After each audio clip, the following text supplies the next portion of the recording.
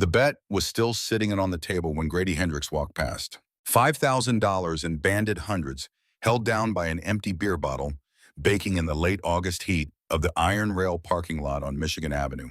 20 Iron Cross MC members standing around it like a fence. Not one of them had reached for it. Grady was not there for the money. He was not there for the bikes. He was walking home from his second shift, the one at the gas station on Grand River, that started at 4 and ended at 10, which came after the 6-hour shift at the car wash on Livernois that started at 9 in the morning and ended at 3. His shoes had a split at the left sole that let the heat of the pavement through. His shirt smelled like the industrial soap they used on the car wash line. He had $11 in his front pocket and a library book in his backpack, and he had not eaten since a gas station sandwich at 2 in the afternoon. He heard the engine, not the crowd, not the country music leaking from the bar, not the 20 motorcycles sitting in formation in the lot. Something else, something underneath all of that, a sound that was not quite a sound yet, that lived in the space between silence and noise, the way certain things live at the edges of vision, visible only when you stop looking directly at them. He stopped walking. He tilted his head. He had his father's ears. The iron rail sat at the dead end of Michigan Avenue, where Detroit stopped pretending. No sign above the door, no lights in the windows, just a concrete building with Harleys parked outside it like a statement in a parking lot full of leather and engine smoke and a particular quality of stillness that came from people who were used to being the loudest thing in whatever room they were in and who had been sitting in that parking lot for 4 hours watching money nobody would touch. At the center of it was Stone Vaughn, 53 years old, president of the Iron Cross ME for 9 years straight, 6'2", 240 with hands that had been reshaped by 30 years of wrenches and road and the occasional disagreement that required a more direct resolution. He had a face that had been through weather and was better for it, the way certain metals are better for having been through fire, harder and more specific and more themselves than before. His word was law in this parking lot, and his temper was the weather, and his motorcycle, a 1971 Harley-Davidson shovelhead they called Black Anvil, was something closer to sacred than any building Stone Vaughn had ever set foot in.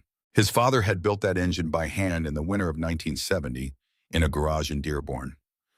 Gerald Vaughn, machinist by trade, had spent 11 months sourcing parts from junkyards and swap meets in the backs of trucks and had assembled the engine on a workbench that still had the original oil stains from the process, had torqued every bolt to spec with hands that shook slightly from the Parkinson's that had started in his late 40s and had not been diagnosed yet. He had given the finished motorcycle to Stone on his 21st birthday and had died of the Parkinson's 7 years later, without ever knowing that the engine he built would still be running 3 decades after he was gone. It had been running until 4 days ago. Black Anvil had died on Interstate 94 at 65 miles an hour, the engine going from its characteristic deep thunder to a dry mechanical cough to complete silence in the space of about 30 seconds, leaving Stone coasting to the shoulder with the particular feeling of a man whose father has died twice. Robert Carver had come first.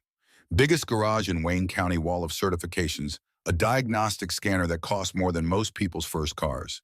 He had spent 40 minutes under the hood of Black Anvil with his laptop open on the tank and his probe touching every terminal he could find. He had stood up, wiped his hands, and shaken his head. "Could be the whole engine block," Carver said. "I'd need to take it apart at the shop to be sure. 2, maybe 3 weeks. Stone had looked at him for a long moment. "You're telling me 40 years of experience and a $4,000 scanner, and your answer is maybe." "These old shovelheads," Carver said, "they get complicated. Get out of my sight." Carver packed his scanner and his laptop and his 40 years and left without another word. Zane Riggs had come second, the vintage Harley specialist, the man that every collector in Michigan called when a shovelhead or a panhead needed to come back from the dead. Zane had oil in his veins and grease in the lines of his palms, and he had been rebuilding old Harleys since before Grady Hendrix was born.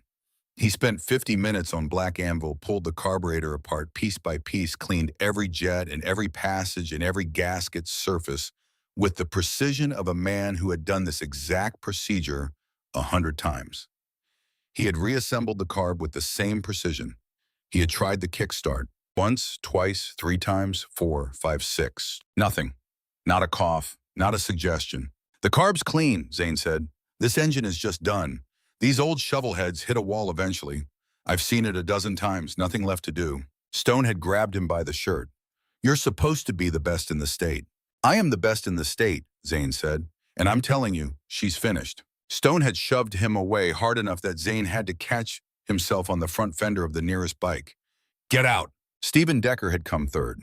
Former aerospace engineer, now a motorcycle consultant, the smart one, the one who showed up with a laptop and a voltage meter and a current probe, and the particular confidence of a man who approaches mechanical problems the way a scientist approaches data, which is to say with a great deal of certainty and not enough respect for the thing that can't be measured. He had plugged in his equipment and run diagnostics and scrolled through data and cross-referenced wiring diagrams on his screen and looked extremely professional for about 22 minutes. Full engine replacement, Decker said. New crankshaft, new cylinders, new camshaft, new primary chain. We're talking 8,000 minimum. Could push 12 depending on parts availability for a 1971 shovelhead. Stone's jaw clenched so hard the muscles in his temples moved. $8,000 to $12,000 for what three of you can't even diagnose properly. I don't make the rules of physics, Mr. Vaughn. No, you just waste my time. Decker left calm and collected and wrong. Stone had stood alone next to Black Anvil in the late afternoon heat and looked at the money. He pulled the roll of hundreds from his vest pocket and set it on the table. $5,000. He had counted it twice. He had said 5 minutes, not 1 hour, because 1 hour was generous and he was not in a generous mood, and because some small practical part of his mind that was still operational told him that if this engine could be fixed at all, it could be fixed in 5 minutes by someone who knew what they were doing. And if it couldn't be fixed in 5 minutes, then it couldn't be fixed, and he would rather know that now. Nobody had touched the money. That was where things stood when Grady Hendrix stopped walking on the sidewalk at the edge of the parking lot and tilted his head and heard something that nobody else at the iron rail that evening had heard, because nobody else had spent 9 years being taught to listen to engines the way his father had taught him. He was not afraid of Stone Vaughn. He was not particularly afraid of anything at that moment except being late on the rent that was due to his grandmother Bernadette at the end of the week, which was a more pressing and immediate fear than anything the Iron Cross MC represented. He walked toward the bike the way you walk towards something you recognize, not hurrying hands in his pockets as if he had somewhere to be, but was choosing to stop anyway. Stone spotted him from 15 feet away. "The hell are you looking at?" "Your bike," Grady said. "I think I know what's wrong with it." Stone looked at Grady's shoes. He looked at the split sole. He looked at the car wash smell and the gas station shirt in the backpack. He looked at the library book spine visible through the mesh pocket. Then he laughed. Not a real laugh, the kind designed to do damage. "You hear that, boys?" He turned to his 20 men. "This kid thinks he knows what's wrong with Black Anvil." The parking lot rippled. Someone yelled something. Someone else threw a bottle cap that caught Grady on the side of the neck, not hard, but deliberately.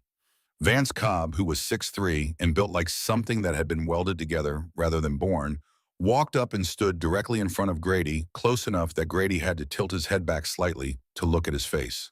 "You got about 3 seconds to turn around and walk back to wherever you came from," Vance said. His voice was quiet, which was worse than loud. Grady looked at him, then passed him at Black Anvil. "I can fix it," he said. Vance took Grady's backpack off his shoulder. Not a grab, a deliberate removal. He unzipped it and turned it upside down over the asphalt. The library book fell out. The crushed sandwich. The water bottle. $11 in singles. Vance picked up the library book and read the title out loud. Fundamentals of Internal Combustion Engines. He read it in the voice people use when they want the word itself to be the punchline. The crowd howled. Vance dropped the book in a puddle of old oil beside the nearest bike and put his boot on it. Grady bent down. He picked up the book. He wiped the oil off the cover with his sleeve. He put it back in his backpack. Stone walked over. He got close enough that Grady could smell the whiskey and the engine grease baked into his skin. "Let me explain something to you," Stone said. "You see this lot, 20 men who have been riding together for 15 years. You see that money, $5,000, that not one person here or anywhere else in this city has been willing to touch." He put his finger against Grady's chest. "And you in your split shoes and your car wash shirt, you are going to tell me that you can fix my father's engine." "Yes," Grady said. Stone shoved him. Not a push, a shove. Grady went back 4 steps and his heel hit a crack in the asphalt, and he sat down hard. His palms caught him. He sat on the ground of the Iron Rail parking lot with 20 Iron Cross MC members looking at him and about 40 other people who had gathered at the fence to watch. And he looked up at Stone Vaughn and said nothing. Stone looked down at him for a long moment. "Get up," Stone said. Grady got up. "Here's what's going to happen," Stone said loud enough for the whole lot to hear. "You get 5 minutes. You touch my bike with whatever is in that sad little toolbox of yours, and it doesn't start. You get down on your hands and knees and you crawl out of this parking lot past every single person here. Every single one. And if any of them want to have a word with you on your way out, that's on you." "And if it starts," Grady said. Stone tilted his head. Something moved through his eyes. "If it starts, you get the 5 grand, and I apologize." Out loud, in front of everyone here.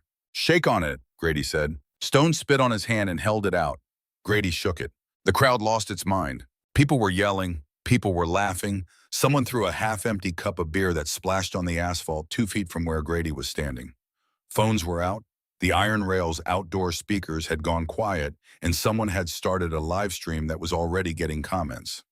Vance Cobb cracked his knuckles in the specific way people crack their knuckles when they want you to hear it and step back, not away, just back to give Grady just enough room to fail.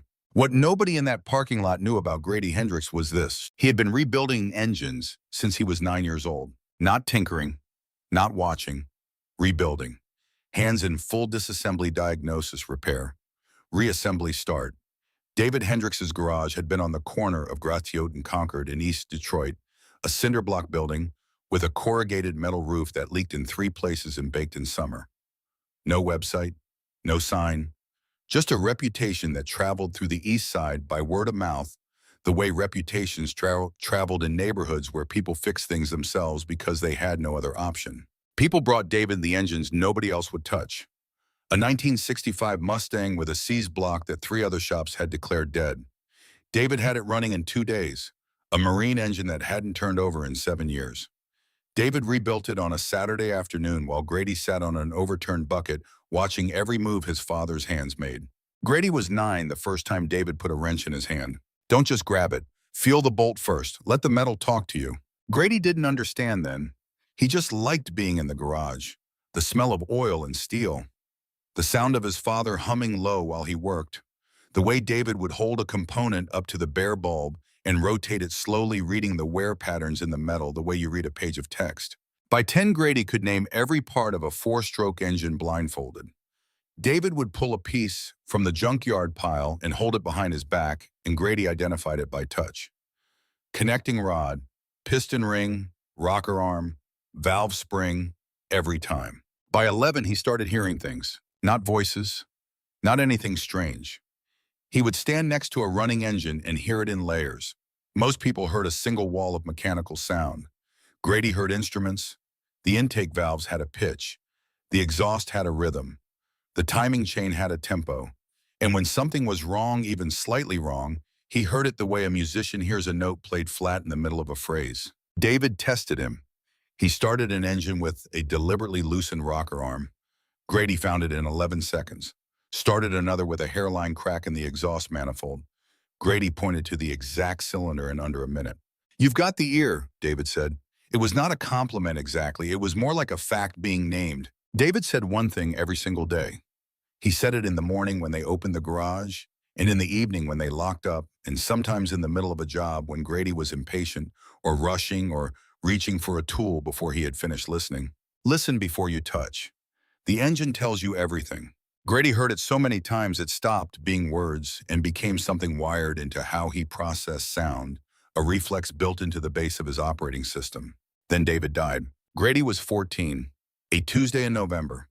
Routine brake job on a delivery truck. The jack failed, 7,000 pounds on a man who weighed 180. The ambulance took 9 minutes. David was gone in 3. Grady did not cry at the funeral.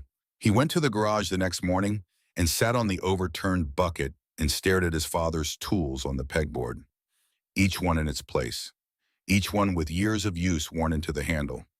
He picked up the half-inch Craftsman, the one with the chip on the jaw that David had always meant to replace and never did, and held it for a long time. Then he started working. For 4 years, he taught himself everything David hadn't had time to finish teaching him. YouTube tutorials at the public library, engineering textbooks from the used bookstore on 7 Mile 50 cents each covers torn pages stained with previous owners. He pulled engines from junk cars at the salvage yard on 8 Mile and rebuilt them on the garage floor and sold them to shops for $50 or $100. The garage went under when Grady was 16. Back taxes. His grandmother Bernadette couldn't keep up on what she brought in. The county padlocked it on a Wednesday afternoon, and Grady stood on the sidewalk and watched a stranger lock his father's door. He took the toolbox. That was all he could carry. The tools wrapped in an old bedsheet stuffed in the backpack with the cracked zipper. 2 jobs since then. Car wash, gas station. 11-hour days, 6 days a week. Every paycheck to Bernadette for the apartment on Chain Street. Nothing left for himself except bus fare and library books. But every night, without exception, he sat on the fire escape and listened. Trucks on the freeway. Generators behind the factory. The neighbor's Buick idling rough in the lot 3 floors below. He diagnosed that Buick from the fire escape. Bad ignition coil cylinder 2 misfire. The neighbor spent $400 at a shop 10 days later. They replaced the coil. Grady had been right. He was always right. He just had never had the chance to be right in front of anyone who could do something about it. Until now. Until Black Anvil. Until a parking lot full of 20 bikers and a crowd at the fence and live stream viewers and $5,000 on a table, and Stone Vaughn looking at him with the particular expression of a man who has decided this is going to be very quick and very embarrassing. Grady opened his backpack and pulled out his father's toolbox. Olive green metal case dented at the corners with D. Hendricks scratched into the lid in block letters that 14-year-old Grady had put there the morning after the funeral because he needed the toolbox to know whose it was. He opened it and laid the tools out on the asphalt in a row. Half-inch Craftsman wrench, quarter-inch socket set, flathead screwdriver, Phillips, small flashlight with electrical tape around the handle where the grip had cracked. Stone looked at the tools and turned to his men. "You see that Dale Prescott showed up with a $4,000 scanner. This kid brought a flashlight and a 50-cent wrench." The crowd roared. Vance stepped forward and stood directly over Grady, blocking the light. "You've got 4 minutes and 15 seconds left," he said. "Better start crawling now and save yourself the trip." Grady did not look at him. He knelt beside Black Anvil, placed both palms flat on the engine block, and closed his eyes. The parking lot went quiet, not out of respect, out of confusion. Someone yelled, "He's praying to the engine." Someone else said something about a circus. Grady heard none of it. His palms pressed against the cooling fins. His fingers spread across the cylinder heads. He felt the metal the way his father had taught him, not with his hands but through them, reading the temperature differential between the cylinders, the microscopic vibrations still stored in the metal from the last time the engine had run. Then he leaned in. He pressed his ear against the rocker cover. He tapped the engine block 3 times with his knuckle. Light. Precise. The knock of someone asking a question. Stone's grin faded slightly. In 30 years of owning motorcycles and watching other people work on motorcycles, he had never seen anyone touch a bike like that. Grady opened his eyes. He pulled the flashlight from the toolbox. He aimed it at the primary chain cover, moved it to the carburetor bowl, moved it to the ground wire junction at the frame bolt. 3 spots, 3 seconds each. He stood up. 3 problems, he said. Quiet, flat, like reading something off a list. Not 1, let's 3. That's why nobody could fix it. They each found what they were looking for and stopped looking. Stone's nostrils flared. 3 problems in 40 seconds. Robert Carver was looking with his scanner. His scanner doesn't read mechanical timing on a points ignition system. There are no electronic signals to find. Zane Riggs cleaned the carburetor, but he tested the float assembled. Stephen Decker's probes touched the wire, not the junction surface. They were all looking at the right systems and asking the wrong questions. A silence fell over the parking lot that was different from the previous silences. Stone grabbed Grady by the back of his shirt and turned him toward the crowd. "You hear this? He says 3 problems in 40 seconds. 40 seconds. He slow clapped loud and deliberate. Give it up for the car wash genius." 20 bikers joined in. The crowd at the fence joined in. The live stream chat was detonating. But one person did not join in. She was standing at the back of the crowd near the fence, small and gray-haired, wearing a plain navy windbreaker over a white blouse. She had reading glasses hanging from a chain around her neck, and she had her arms crossed over her chest, and she was watching Grady Hendrix with an expression that nobody in that parking lot would have recognized. Her name was Betty Cross. She was 68 years old. She had spent 31 years as the chief engineer of Harley-Davidson's powertrain division in Milwaukee, designing and certifying and personally approving every engine that left the factory floor. She held 4 patents on valve train geometry. She had written the diagnostic manual that sat on the shelf in every Harley dealership in America. She was in Detroit visiting her sister. She had taken a wrong turn on Michigan Avenue, seen the crowd and the Harleys, and pulled over out of curiosity. Now she was watching Grady the way she had watched a handful of people in her 31-year career. The handful who had genuine instinct in addition to knowledge, the ones who heard the engine rather than just analyzing it. She said nothing. She moved closer. The timer on somebody's phone said 3 minutes and 40 seconds remained. Grady picked up the half-inch Craftsman, his father's wrench, the chip on the jaw. He positioned it on the first bolt of the cam cover and looked at Stone. "I'm going to fix all 3 in order. You want to watch.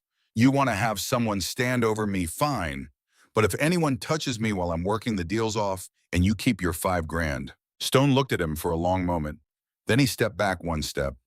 He gestured for Vance to do the same. Not because he believed the kid, because the kid had said something with enough certainty that Stone wanted to see where it went.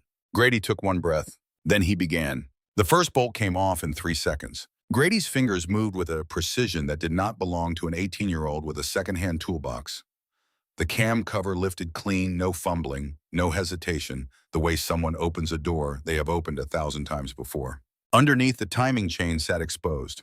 A long loop of roller chain connecting the cam sprocket to the crankshaft sprocket, linking the top and bottom of the engine's breathing system. On a healthy shovel head, the chain would be taut and aligned, every link seated perfectly on every tooth. This one was not. Grady pointed his flashlight at the cam sprocket. 2 teeth off. The chain had slipped forward by exactly 2 positions. On a modern motorcycle, a sensor would catch this. On a 1971 shovel head with mechanical points ignition, there was no sensor. No warning light, no error code. Just an engine that refused to fire because the valves were opening and closing milliseconds out of sync with the pistons. Enough to kill compression entirely. Timing chain slipped 2 teeth. Grady said not to Stone, not to the crowd, but to himself, the way his father used to talk, through a diagnosis out loud. He loosened the cam sprocket bolt, rotated the sprocket backward by hand. 2 clicks, felt the chain seat back into position, tightened the bolt, checked the tension with his thumb, measured the deflection by feel. 12 seconds, the whole repair. Robert Carver was standing at the edge of the crowd. His face had gone the color of old concrete. He had spent 40 minutes with a $4,000 scanner and missed this completely because his scanner searched for electronic signals, and there were no electronic signals to find on a 53-year-old motorcycle with mechanical points ignition. Grady had found it with his ear and confirmed it with a $2 flashlight. "That's one," Grady said. Stone stared at him. Something was happening in his chest that he did not have a name for yet. "Lucky," Vance said, not to Stone, to himself quietly, the word of a man who is not certain enough to say it loudly. Grady was already moving to the carburetor. He pulled the bowl off with 4 quick turns of a Phillips head and looked inside. The float, a small brass pontoon that rode up and down to control the fuel level in the carb throat. It was supposed to move freely, its position opening or closing a needle valve to regulate gasoline entering the engine. This one was not moving. It was jammed fully open, held in place by a piece of debris so small that Grady had to angle his flashlight directly at the pivot point to see it. A flake of old gasket material, smaller than a grain of rice, wedged between the float arm and the bowl wall at a 15-degree angle off vertical. With the needle valve permanently open, fuel had been pouring in without stopping. The cylinders had flooded, raw gasoline pooling on top of the pistons. A flooded cylinder cannot compress. An engine that cannot compress cannot fire. Even if the timing had been perfect, Black Anvil would never have started. Zane Riggs had pulled his carburetor apart. He had cleaned every jet and every passage. He had checked every gasket. He had not tested the float under load, had not pressed it at the specific angle where this particular defect showed itself, because on a Cahin Butterfly carburetor from 1971, the float does not look stuck unless you apply pressure at exactly the right point. Grady pressed, Index finger on the pivot point, gentle push at 15 degrees off axis. The gasket flake popped free. The float dropped to neutral. The needle valve clicked shut. Grady held up the flake between his thumb and forefinger. Barely visible. Float jammed open, he said. Fuel pouring straight through every time you tried to start it. The cylinder flooding killed the compression. Zane Riggs pushed through the crowd, face working. I checked that float. I checked it twice. You checked it assembled, Grady said. The debris only shows at 15 degrees off axis. It's a known defect on pre-1974 Cahans. Harley issued a technical service bulletin in 1978. He paused. Bulletin number HD-78-041. The crowd murmured. A bulletin number. From memory. From a kid who was wearing split shoes and smelled like industrial soap. Betty Cross uncrossed her arms. She had written that bulletin in her office on Juneau Avenue in Milwaukee on a typewriter she still remembered the model number of in the spring of 1978. She remembered the specific issue, the specific carburetor batch, the specific failure mode.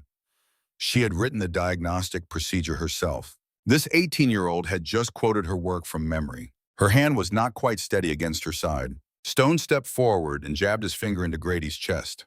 So you memorized a number. 2 down, Grady said. Stone grabbed Grady's shirt with both hands and lifted him up onto his toes. The fabric stretched. A button popped. Stone's face was very close. 2 lucky finds don't make you special. They make you a freak who got lucky twice. He dropped Grady. Grady stumbled, caught himself, straightened the collar of what was left of his shirt.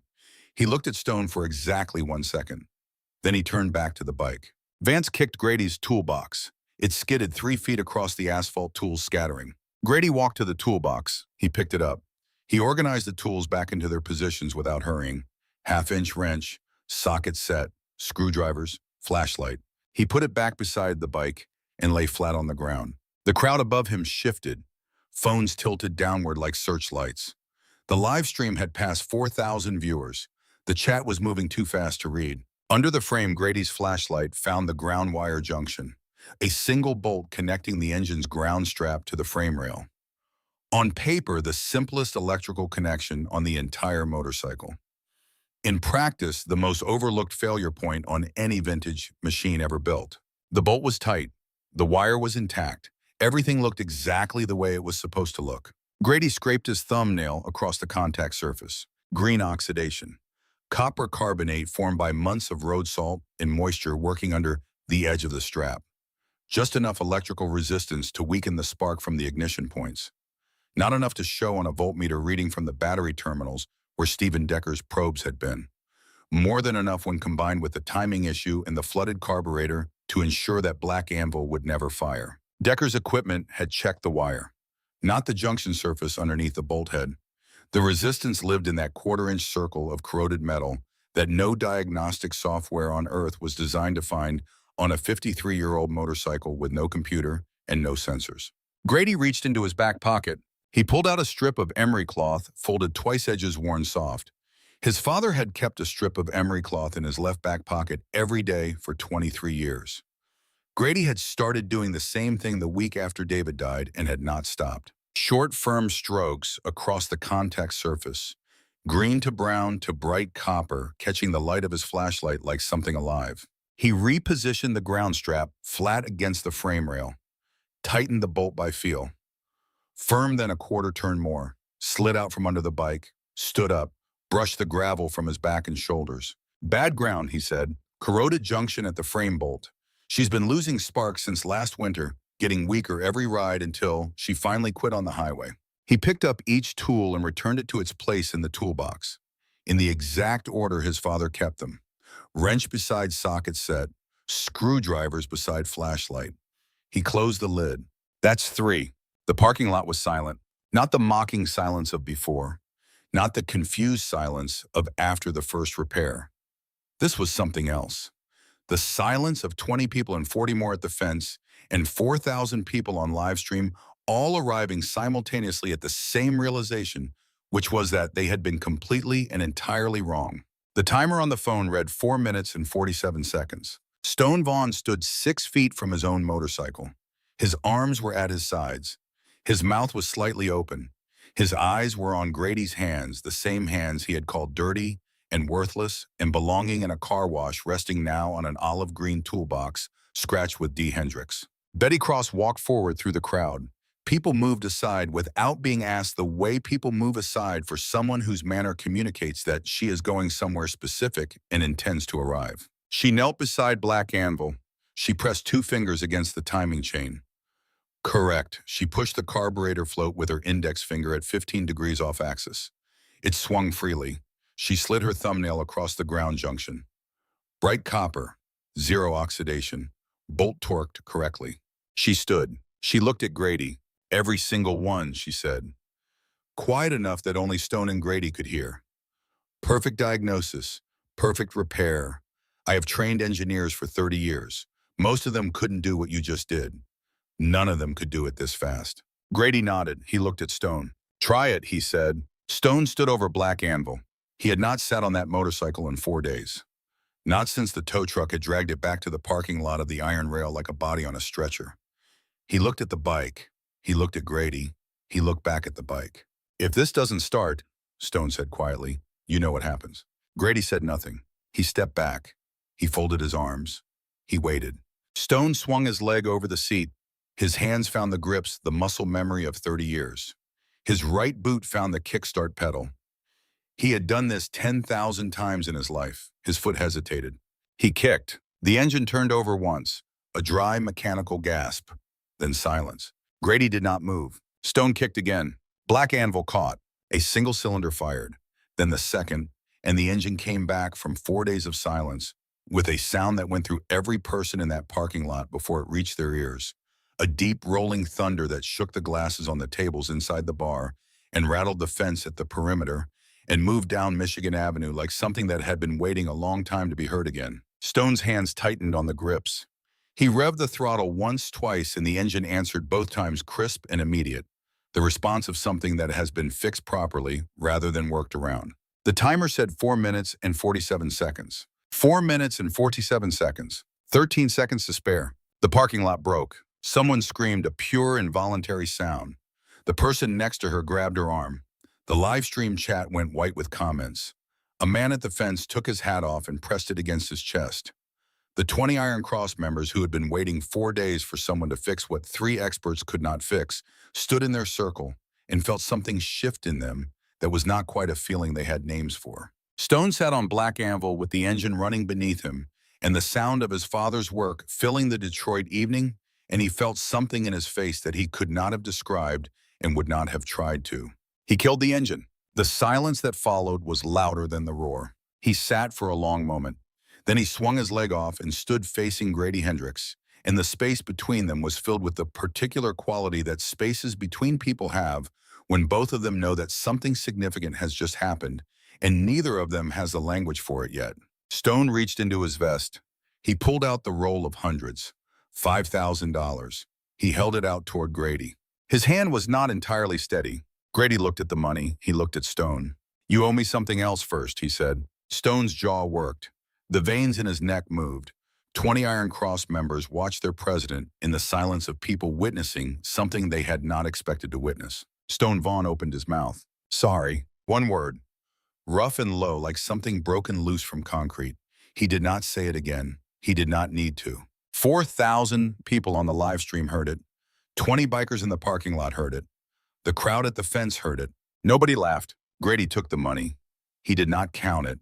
He folded the roll and put it in his back pocket, the same pocket where the emery cloth was. Then Betty Cross stepped forward. My name is Betty Cross, she said. The noise died immediately, the way noise dies when something authoritative speaks into it. 31 years as chief engineer at Harley-Davidson's powertrain division in Milwaukee. She let that settle.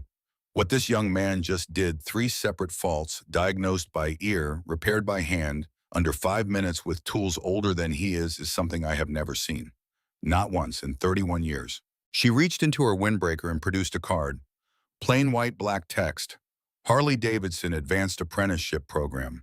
Full scholarship, housing included. Starting salary from day 1. I am personally recommending you, she said. Grady looked at the card for a moment. Then he took it. His hand was steady. Thank you, ma'am, he said. The kid with the cracked phone screen zoomed in on the card. The live stream caught it. Within 48 hours, that video would reach 2 million views. Within a week, Grady Hendrix' name would appear in places he had never imagined seeing his name.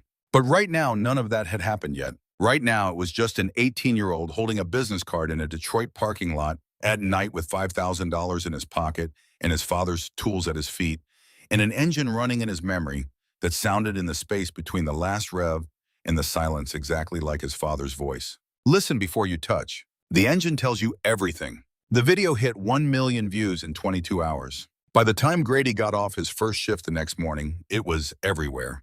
His phone, which he had been ignoring because the number was off, and the calls were from numbers he did not recognize, had 47 voicemails. His grandmother Bernadette was sitting at the kitchen table in their apartment on Chain Street with her reading glasses on and her tablet in front of her watching the video for what appeared to be the fifth or sixth time. She looked up when he came in. "You didn't tell me," she said. "I didn't think it would go anywhere," he said. She looked at him for a long moment with the expression she had been using on him since he was 4 years old, the one that meant she knew everything about the situation and was deciding how much of it to address. "Sit down," she said. "I'll make eggs." He sat down. She made eggs.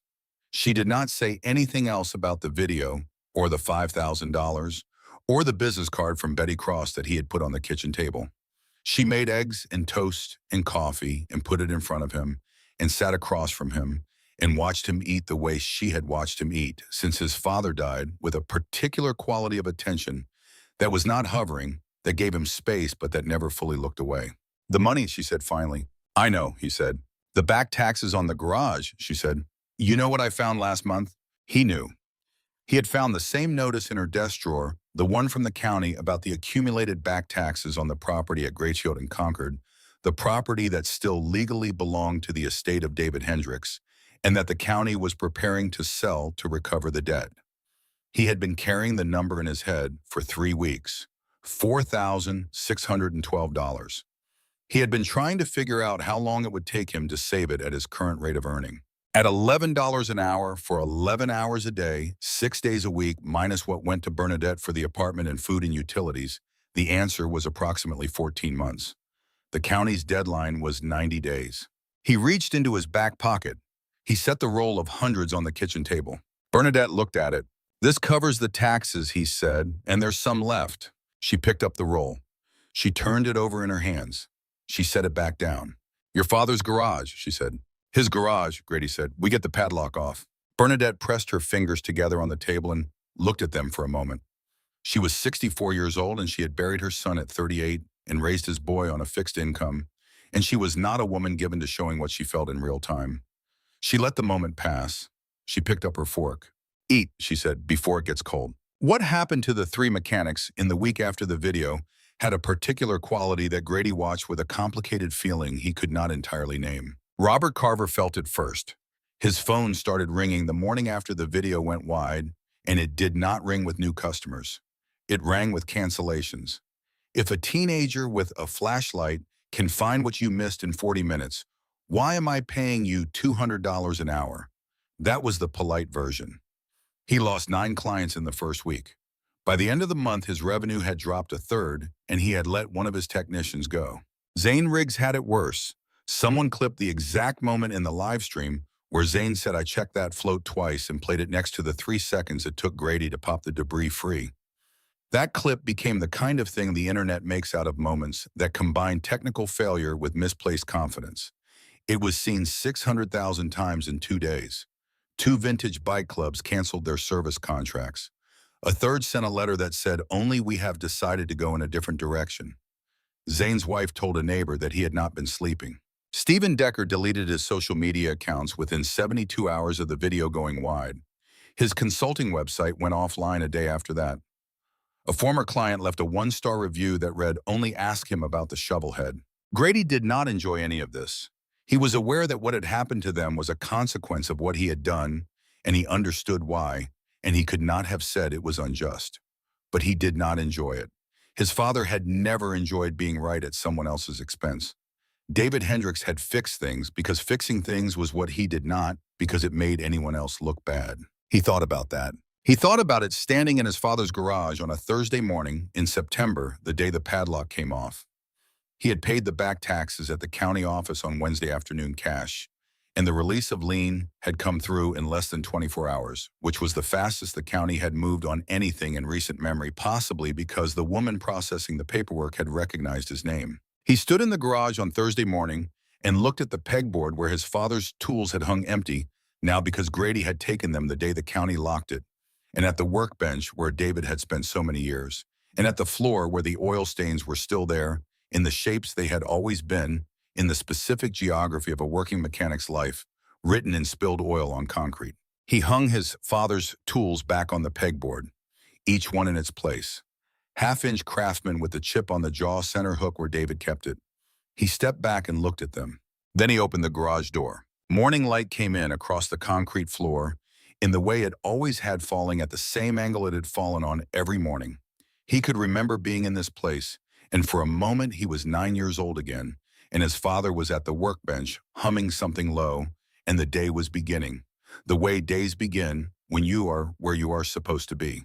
That evening he sat on his father's overturned bucket, placed his ear against his first customer's engine, closed his eyes, and listened.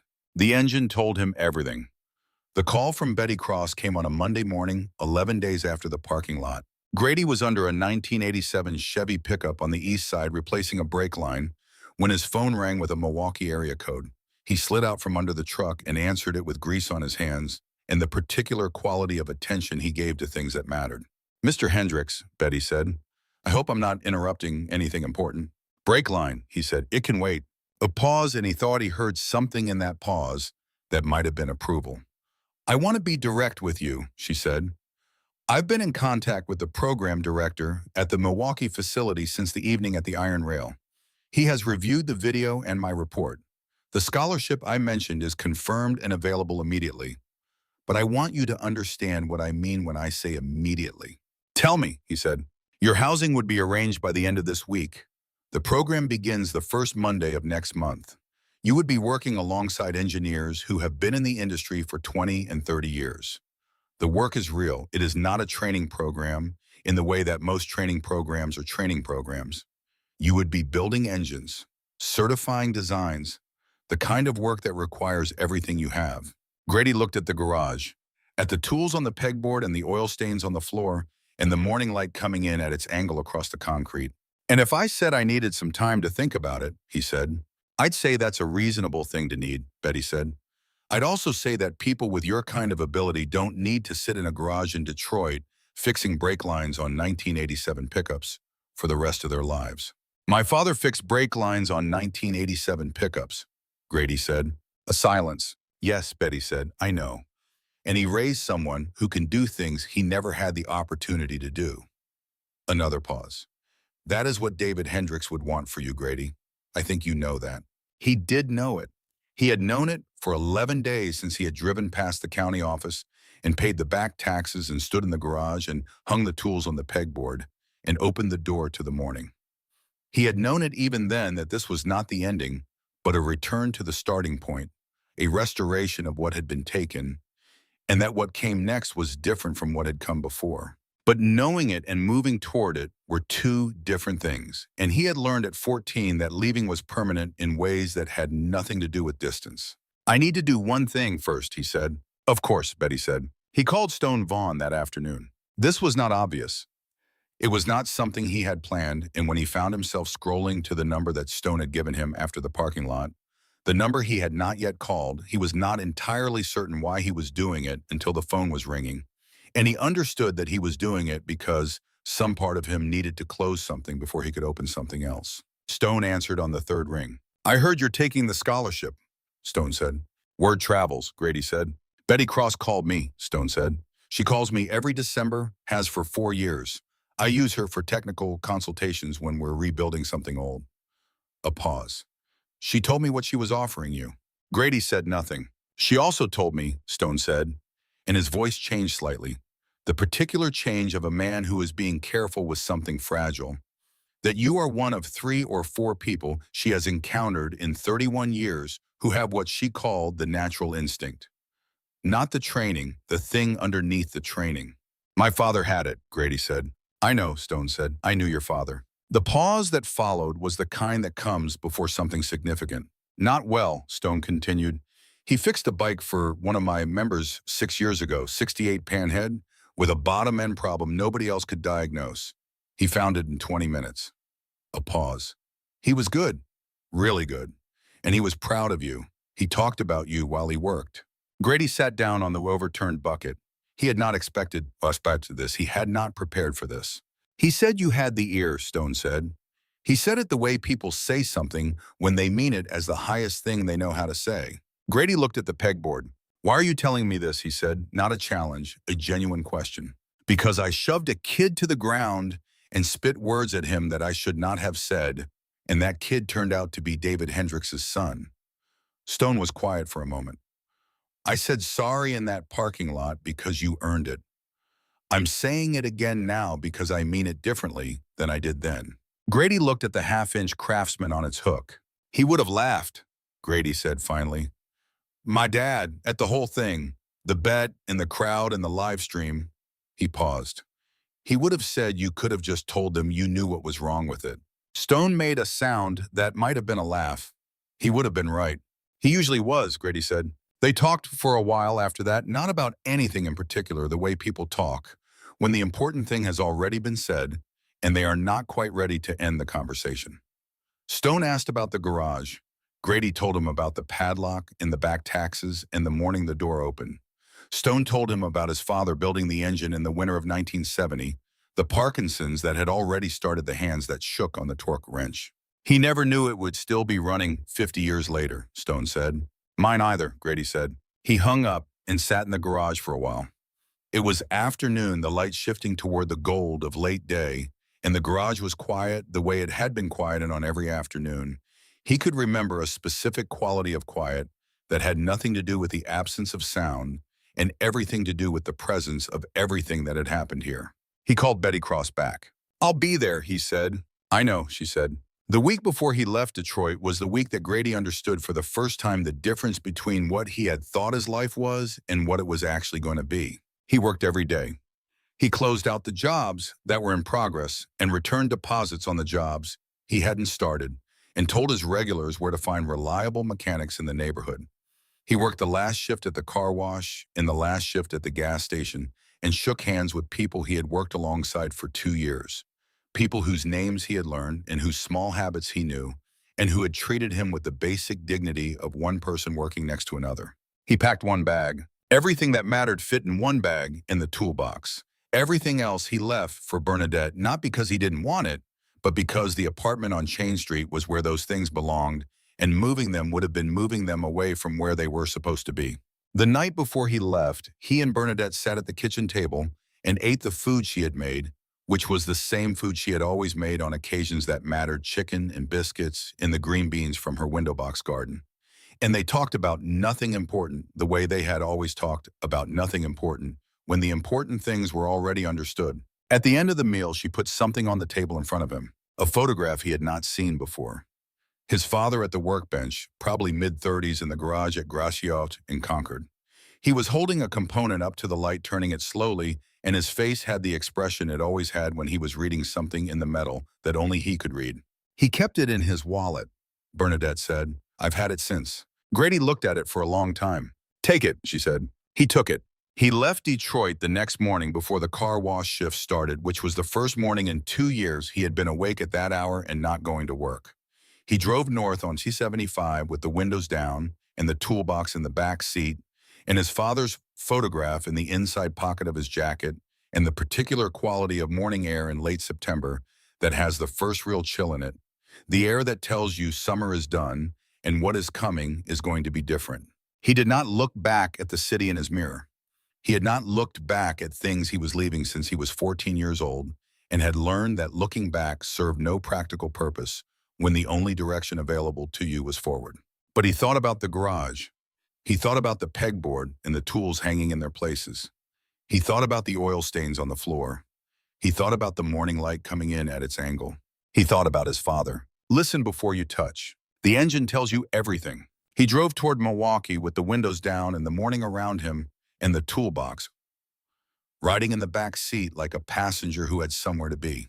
3 weeks into the apprenticeship program, Betty Cross came to find him in the engine test facility on a Tuesday afternoon. He was at bench 7 midway through a valve clearance inspection on a new big twin prototype, and he heard her before he saw her, the specific quality of her footsteps on the concrete floor, purposeful and unhurried, the walk of someone who had been moving through this building for 30 years and knew where every surface was. "How are you settling in?" she said. "It's a good facility," he said. He did not take his eyes off the valve clearance gauge. She stood beside him and watched him work. He was aware of being watched the way you are aware of things that matter, which is to say continuously and without letting it affect your hands. "The engineers here," she said. "Do you notice anything about how they work?" He thought about that. "They trust their equipment," he said. "They go to the instrument before they go to the engine." "Is that wrong?" "No," he said. "It's right for what they're building. New engines, tolerances you can't feel by hand. They need the instruments." He set the gauge down. But on an old engine, an engine where the instruments weren't designed for the generation of engineering, it represents the instrument looks for what it knows how to look for. It doesn't know how to listen. Betty was quiet for a moment. "Your father taught you that," she said. "He taught me to listen first. The instruments came after." She looked at the prototype engine on the bench. "There are 3 engineers on this floor who will tell you that what you did at the iron rail was a trick, a lucky combination of prior knowledge and fortuitous timing. They will say that in a real diagnostic environment with proper documentation and safety protocols, your approach would not be reproducible." "They're wrong," Grady said. "I know," Betty said. "I want you to be ready for it anyway." He turned to look at her. She was 68 years old, and she had the steady eyes of someone who had spent a lifetime being right in rooms full of people who did not want to believe her. "Were they wrong about you too?" he asked. "When you were starting?" She looked at him for a moment. "Every day for the first 5 years," she said. He nodded once. He turned back to the engine. "Then I'll be ready for it," he said. She left him to his work. At bench 7 on a Tuesday afternoon in Milwaukee, with the overhead lights and the sound of other engineers at their benches, and the smell of oil and metal and the particular energy of a place where the work is real and consequential, Grady Hendrix put his hands on the prototype engine and listened. The engine told him 3 things in the first 30 seconds that were not in any of the documentation. He wrote them down. He would bring them to Betty in the morning. She would verify them, and she would not be surprised. She had been waiting for this, had known it was coming. The way you know rain is coming when the air changes and the light changes and the birds go quiet. He would not be surprised either. His father had told him years ago that this was what the ear was for. Not for parking lots and bets and crowds with their phones out. For the work. For the ongoing patient work of listening to what engines had to say and saying it back to the people who built them so they could build them better. That was what the ear was for. That was what David Hendrix had been building in his son in the years before he died, in the mornings before the garage opened, and the evenings after it closed, at the workbench and in the junkyard and on the fire escape, and in every patient repetition of the thing he said every day. "Listen before you touch." Grady listened. Outside, Milwaukee in late September was doing what cities do at the end of summer, moving from one quality of light to another, the afternoons shortening and the air sharpening, and the lake somewhere beyond the streets catching the changed light in its particular way. He did not need to see it. He had work to do. He had always had work to do. He had his father's ear. He had his father's tools. He had the rest of a life ahead of him that would be built on what David Hendrix had given him in a garage on the corner of Gracio and Concord in East Detroit in the years before the jack failed and the time they had. He turned back to the engine. He listened, and the engine told him everything. The thing about the Iron Cross MC that nobody outside of it understood, that the live stream viewers and the viral headlines and the comment sections all missed entirely, was that Stone Vaughn's apology in that parking lot had not been the hardest thing that happened to him that night. The hardest thing was what happened after Grady left. 20 men. Men who had ridden together for 15 years. Men who had seen Stone Vaughn walk into situations that most people would walk away from and come out the other side without apology and without explanation. They stood in the parking lot after the crowd dispersed and the fence watchers went home and the live stream ended, and they were quiet in the way of people who have watched something they will be thinking about for a long time. Vance Cobb was the one who said it. He was sitting on his bike at the edge of the lot, and he said it without looking at Stone, which was the only way Vance would have been able to say it at all. "That kid's father," Vance said. "David Hendrix. I knew his work. Stone looked at him. He came out to my brother-in-law's place in 2017, fixed a bike nobody else could touch. He talked about his son the whole time, said the kid had something he couldn't teach. Vance was quiet for a moment. He meant it as the best thing he knew how to say. Stone said nothing. We should have let him work from the start, Vance said. I know, Stone said. We shoved him and dumped his stuff and kicked his toolbox. I know, Stone said. And he fixed it anyway, Vance said. He fixed it, and then he stood there and made you say it out loud. He finally looked at Stone. That kid has more in him than most people ever get to have, and we spent 20 minutes trying to grind it out of him. This was not the kind of conversation that happened in the Iron Cross MC. It was not the kind of conversation that happened in most places where men like these gathered. It happened now because Vance had sat in that parking lot for an hour after everyone else left and had not been able to make it stop happening in his head. And eventually, the only way to make something stop happening in your head is to say it out loud to someone who was there. Stone looked at the spot where Black Anvil had been sitting for 4 days. The oil drips on the asphalt from when it had leaked before whatever was blocking the oil passage had finally cleared. His father built engines in a garage in East Detroit for 20 years, Stone said. Taught that kid everything he knew before a jack failed at the wrong moment. He looked at the empty spot. And the kid spent 4 years after that teaching himself the rest on no money in a city that wasn't making it easy for him because that was the only thing he had left of his father, and he wasn't letting it go. And we laughed at his toolbox, Vance said. Yes, Stone said, we did. They sat with that. The scholarship, Vance said, Milwaukee. He's going, Stone said. Betty Cross confirmed it this morning. Good, Vance said. He looked at the dark street beyond the lot. That's good. In the weeks that followed, the Iron Cross MC made 3 phone calls. The first was to a machine shop on the east side that was 3 months behind on its rent, owned by a man who had worked on motorcycles for 30 years and who needed a steady contract to stay open. Stone arranged a maintenance contract, full fleet of 20 bikes paid quarterly in advance. It was not charity, it was business. But the man who received the call understood that it was more than business in the way that things can be more than what they appear to be. The second call was to the car wash on Livernois. Stone spoke to the manager, a man named Gerald, who had been running the place for 8 years. He asked about Grady Hendrix and the 2 years he had worked there. Gerald said without being asked that Grady had been the best worker he had employed in 8 years, reliable and precise and never late, and that he had not wanted to lose him and had not known how to offer him more than what the work paid. Stone said he understood. He mentioned that he was looking for a reliable car washing service for 20 motorcycles on a regular schedule. The third call was to the gas station on Grand River. Similar conversation, similar outcome. These 3 calls did not give Grady back the years he had worked in those places for wages that could not sustain him. They did not undo the split shoes or the industrial soap or the library books because new ones were out of the question. They were not justice in any complete sense. They were what Stone Vaughn could do with what he had, which was money and connection, and the specific credibility of a man whose word meant something in a particular part of a particular city. It was not enough. It was something. The video hit 5 million views in the first month. The headlines kept running variations on the same story: the underdog who showed up the experts, the kid with the second-hand toolbox, the $5,000 bet. The 3 mechanics' names appeared in those headlines and disappeared from professional contexts in ways that were not reversible. Robert Carver rebuilt his practice over 2 years slower and quieter than before, with less certainty and more honesty about what his equipment could and could not do. He put a note in his customer intake process: some older machines require diagnostic methods that go beyond electronic scanning. He did not reference the parking lot. He did not need to. Zane Riggs took 3 months off. He went back to basics. He got out his original apprenticeship manuals from 1979 and read them cover to cover and thought about what he had stopped doing in the decades since he had mastered the fundamentals and started assuming that mastery meant he already knew what there was to know. He went back to work, quieter than before and better for it. Stephen Decker did not go back to consulting. He took a position at a manufacturing firm as a staff engineer. He was good at the work. He had always been good at analysis. He had been less good at the things that could not be analyzed, and the parking lot on Michigan Avenue had made that clear in a way that was not deniable.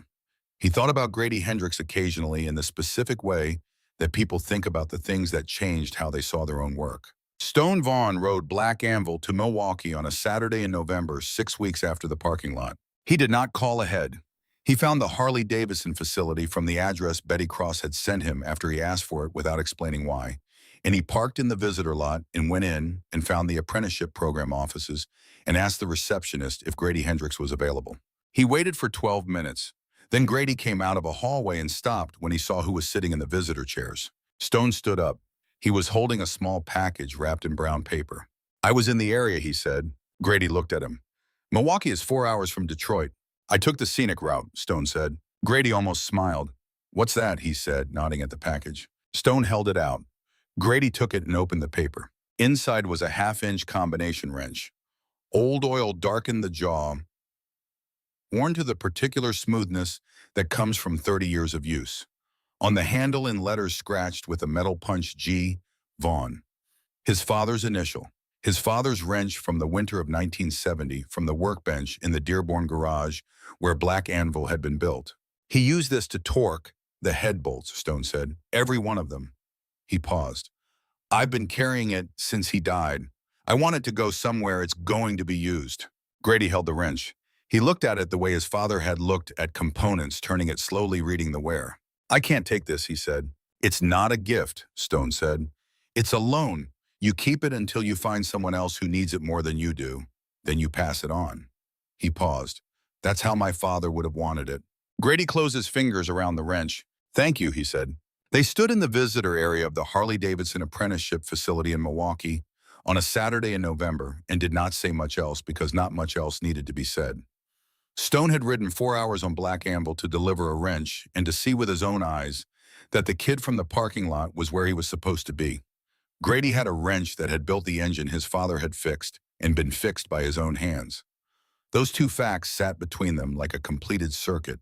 Stone left after 20 minutes. Grady walked him to the visitor lot and watched him throw his leg over Black Anvil and start the engine, that deep rolling thunder that sounded in the November air of Milwaukee, exactly like something that intended to keep going. Stone pulled out of the lot. Grady watched him go. He turned the old wrench over in his hands once. G. Vaughn on the handle, the same oil dark color as D. Hendrix on his own wrench. Tools that had built things that would last longer than the men who used them. He put it in his jacket pocket and went back inside to work. Betty Cross found him at bench 7 20 minutes later. She looked at the wrench he had set on the edge of the workbench beside his father's. She looked at him. "Stone Vaughn," she said. "He was in the area," Grady said. She looked at the two wrenches for a moment, the D. Hendrix and the G. Vaughn side by side on the workbench in the light. "Your father would have appreciated that," she said. "He would have said it was too much," Grady said. "He would have been wrong." Betty looked at him with the particular expression she had been developing over their weeks together, the expression of someone watching a talent become itself. "Get back to work," she said. "Yes, ma'am," he said. He picked up his father's wrench, the half-inch Craftsman with the chip on the jaw, and positioned it on the first bolt of the morning. He listened. The engine told him everything it had to say. He was 23 months into the apprenticeship when he built his first engine from scratch, not assembled, built. The distinction mattered and everyone in the facility understood it. Assembly was putting specified components together in specified ways according to specified tolerances. Building was the process that preceded assembly, the decisions about what the engine was going to be, what it was going to do, what it needed to do it. Building was where the ear was required. Assembly was where the hands carried out what the ear had determined. Grady built a shovel head, not because he was assigned one. He requested it specifically, which was unusual for an apprentice at his stage. Betty Cross approved the request without asking for justification, which was how she made decisions about things she had already decided. He spent 6 weeks on it. He sourced components the way his father had sourced components, by hand, by inspection, by the feel of metal that was good versus metal, that had been stressed or compromised in ways that did not show on the surface. He worked at the bench in the facility and also on evenings and weekends in the garage on Gracio in Concord in Detroit, which he had kept operating through Bernadette's management of the small jobs that kept it viable, because some work required the specific quality of quiet that only that garage could provide. He finished it on a Thursday in October. He installed it in a frame that had been sitting in the corner of the Detroit garage since before he was born, a 1971 frame that had belonged to a customer who had never come back for it and that David Hendricks had kept for 11 years because you did not throw away a frame that good. He kick-started it in the Detroit garage on a Thursday evening with Bernadette sitting on the bench his father had always used for sitting and thinking in the presence of engines. The engine caught on the second kick. Bernadette pressed her hand to her mouth. Grady stood beside the running engine, his hand on the primary cover, and felt the vibration travel up his arm, the way it always did, specific and alive, the particular signature of this engine. At this moment, a sound that had never existed before this moment, and that he would recognize among 1,000 other engines for the rest of his life. He thought about his father. He always thought about his father. He thought about the morning at 9 years old when David had put a wrench in his hand and said, "Don't just grab it, feel the bolt first, let the metal talk to you." He thought about everything that had come after. The years in the garage and the years after the garage, and the parking lot in Milwaukee, and the wrench with G. Vaughn on the handle that was in his jacket pocket at this very moment. He thought about the engine under his hand, this specific engine built in a Detroit garage by the son of a Detroit mechanic who had died before he could see what his son was going to become. And he thought about how the engine would outlast both of them, would run in frames not yet built for reasons not yet known, would be heard by ears that had not yet learned to listen. The engine tells you everything. He listened. Outside, Detroit was doing what Detroit does in October. The city going about the business of being itself complicated and specific and more alive than people who have not lived in it understand it to be. The freeway behind the garage had its constant voice. The neighborhood around it had its particular sounds, evening sounds, the sounds of people coming home. Bernadette had not moved from the bench. "He would have wanted to hear this," she said. "He can," Grady said. She looked at him. "Every engine that runs well," Grady said. "That's him. That's everything he taught me. Every time the timing is right and the carb is clean and the ground is solid and the engine fires the way it was built to fire." He paused. "That's where he is." Bernadette pressed her hand to her mouth again. This time a different expression. Grady put his hand back on the engine. The vibration moved up his arm and through his chest, and he stood in his father's garage in Detroit in October, with an engine running under his hands and the sound of the city outside and everything that had led to this moment present in the room.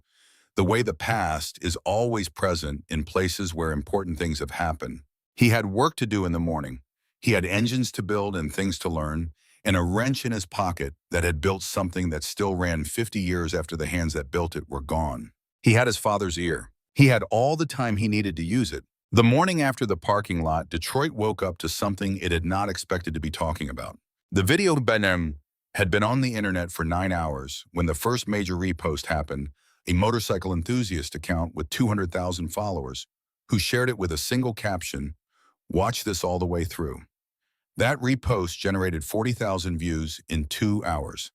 By the time the sun was fully up over the east side, the original live stream had been viewed 300,000 times, and the clip that someone had cut down to 4 minutes and 20 seconds was circulating separately. Grady did not know any of this until he got to the car wash. He was on time as he always was, 6 minutes early by habit, because his father had said that on time meant you were thinking about yourself, and early meant you were thinking about the other person. He was putting on his car wash apron when Gerald, the manager, came out of the back office with his phone and showed Grady his own face on the screen. "You're famous," Gerald said. Grady looked at the phone. He watched about 30 seconds of the video, which was strange, in the particular way that it is strange to watch yourself do something you were not watching yourself do when you were doing it. He handed the phone back. "I still need to be here at 6, he said. Gerald looked at him for a long moment. "You don't have to be," he said. "I mean, legally and financially, you do. We need the notice, but..." He gestured at the phone. "You just got offered a full scholarship by a Harley-Davidson chief engineer. On video." "I haven't decided yet," Grady said. "You're washing cars," Gerald said. "I know what I'm doing," Grady said. "Can I start?" He washed cars for 6 hours. The work was the same as it had been the day before, and the day before that, and every day for 2 years. The industrial soap and the high-pressure rinse and the drying cloths and the line of vehicles that moved through without beginning or end. His hands knew the work so well that his mind could be elsewhere while his hands did it, and his mind was elsewhere running over the 3 problems he had diagnosed the previous night.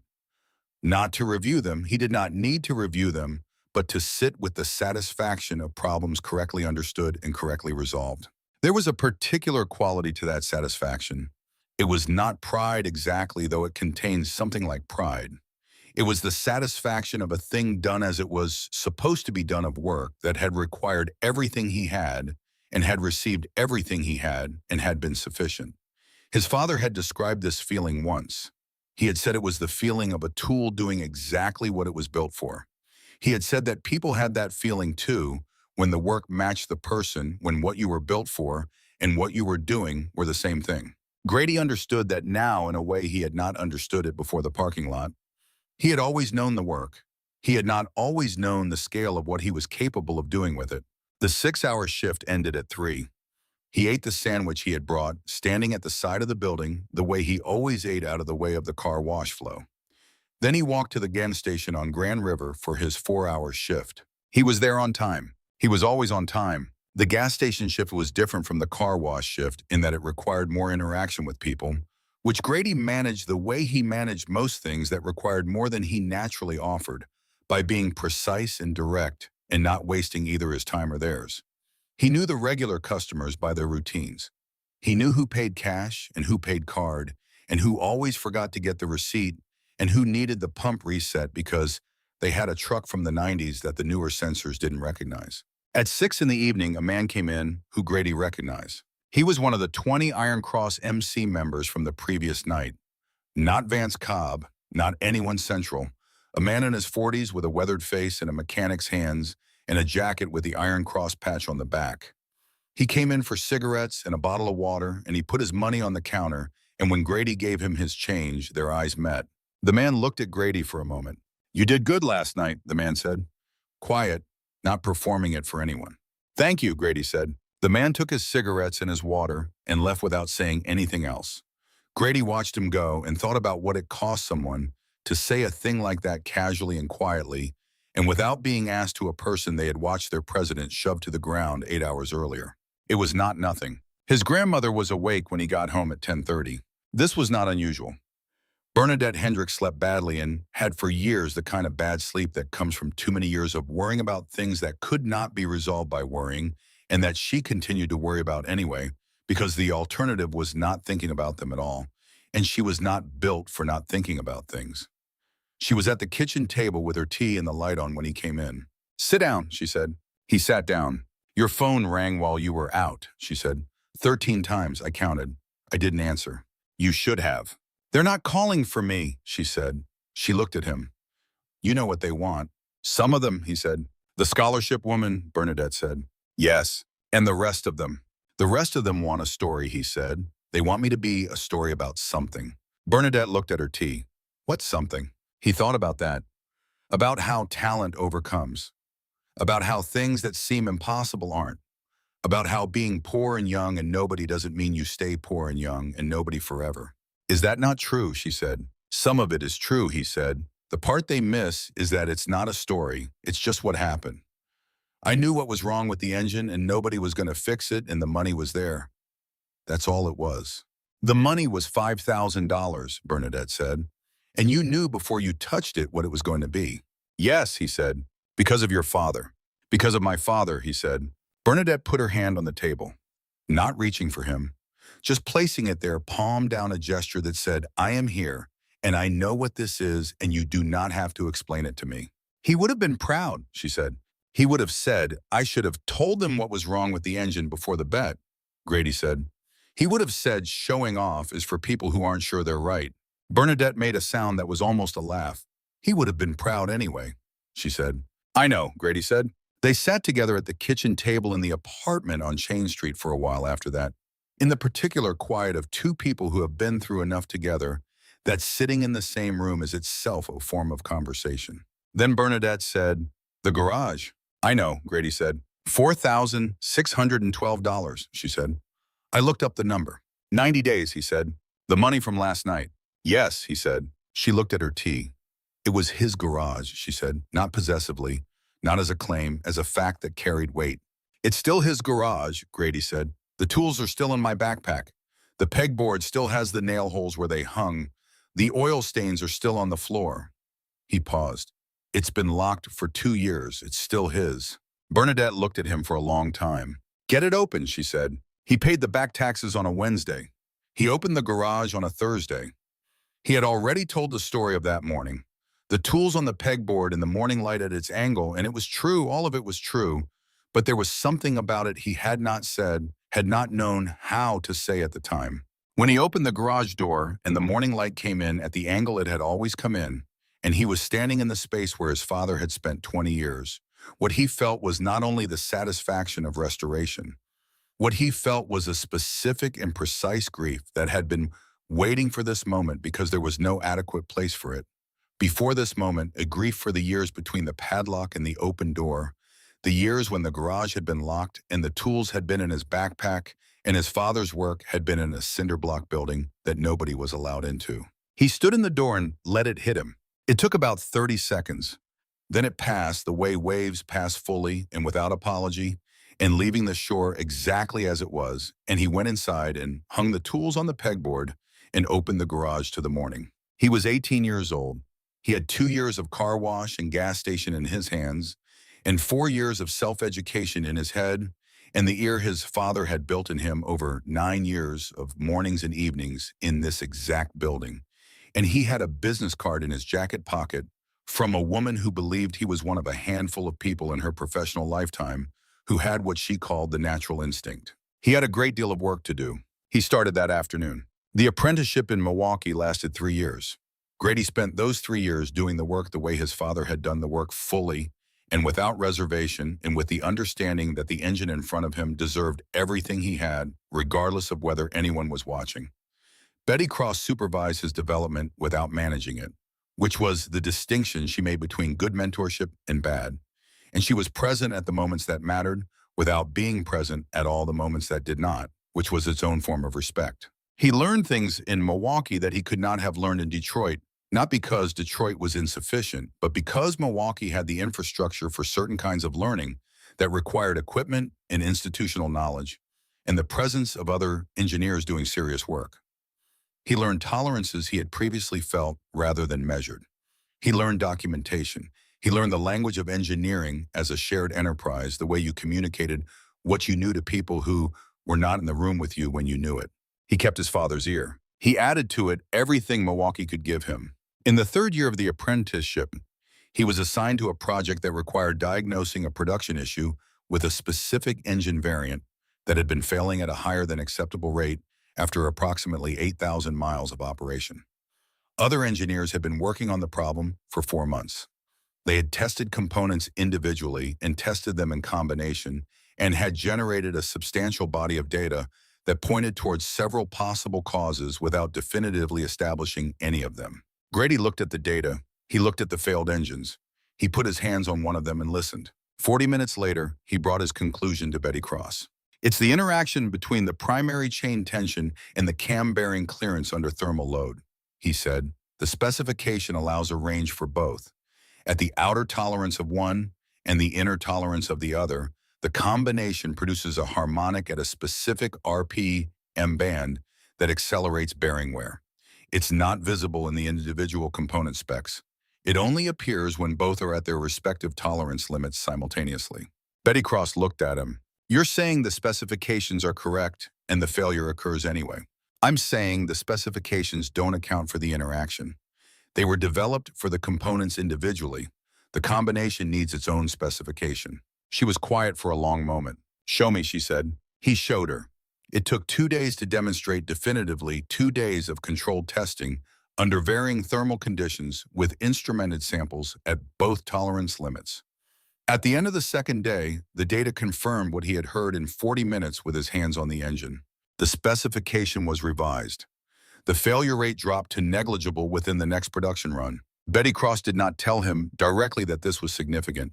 She told him by the way she moved through the facility in the days after, by the conversation she had that he was partially privy to, by the way the senior engineers who had been working the problem for 4 months looked at him with the particular expression of people revising an assessment. He had not done it to prove anything.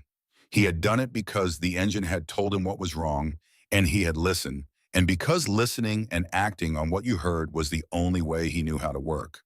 His father had taught him that, not by saying it, by doing it every day for every engine, with every person who brought him something that needed fixing. Listen before you touch. He had listened. The engine had told him everything. At the end of the third year, Betty Cross called him into her office. It was a small office notable only for the engineering manuals on the shelf and the two framed documents on the wall, her first patent from 1987, and a photograph of the first engine she had certified as chief engineer in 1991.